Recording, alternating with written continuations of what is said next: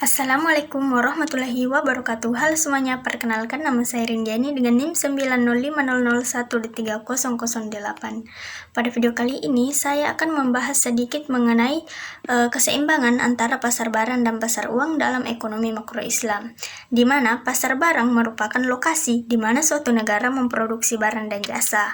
Dalam ekonomi Islam, pasar barang merupakan tempat yang memiliki peran dalam mendistribusikan barang dan jasa sesuai dengan prinsip syariah yang mendukung distribusi kekayaan yang adil, mencegah eksploitasi, serta mencapai tujuan sosial seperti pengurangan pengangguran dan kemiskinan.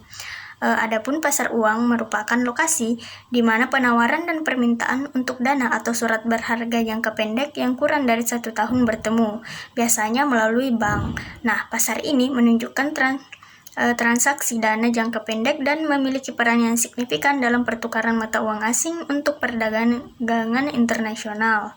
Di dalam keuangan syariah, pasar uang Islam menawarkan platform untuk transaksi yang sesuai dengan prinsip syariah, yang dimana dalam transaksinya ini tanpa riba, gharar, dan maisir, dan menjaga stabilitas keuangan melalui instrumen seperti suku dan mudharabah.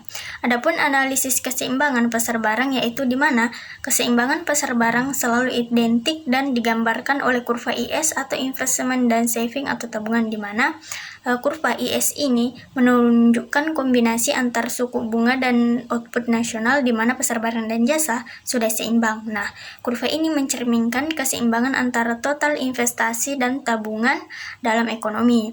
Ada beberapa faktor yang mempengaruhi terjadinya keseimbangan pasar barang, diantaranya ada investasi, konsumsi, dan pendapatan.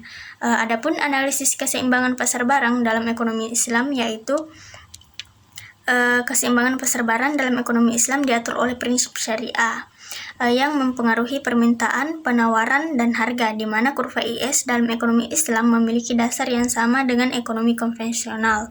Namun, penerapan dan analisisnya dipengaruhi oleh prinsip-prinsip syariah yang melarang riba dan menggunakan instrumen keuangan seperti mudharabah dan musyarakah. Nah, hal ini berdampak pada keputusan investasi dan tabungan dalam perekonomian.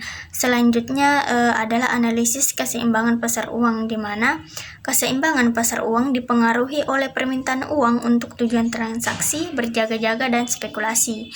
Peningkatan pendapatan masyarakat mendorong naiknya permintaan uang untuk transaksi dan konsumsi. Nah, di dalam sistem ekonomi berbasis bunga, permintaan uang untuk spekulasi dipengaruhi secara negatif oleh tingkat suku bunga.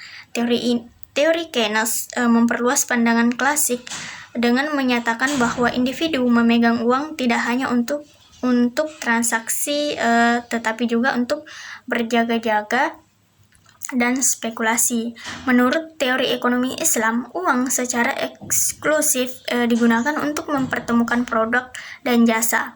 Islam melarang penimbunan uang dan juga memandang sebagai komoditas, di mana pasar uang dalam ekonomi Islam juga mempengaruhi kebijakan moneter dan likuiditas yang berfungsi untuk menjaga stabilitas ekonomi. Nah, dalam ekonomi Islam, uang digunakan sebagai alat tukar, sebagai satuan nilai atau standar harga, sebagai alat penyimpan terkaya, alat penyimpanan kekayaan, serta standar pembayaran tunai. Mungkin itu saja yang dapat saya sampaikan pada video kali ini. Sekian dan terima kasih. Wassalamualaikum warahmatullahi wabarakatuh.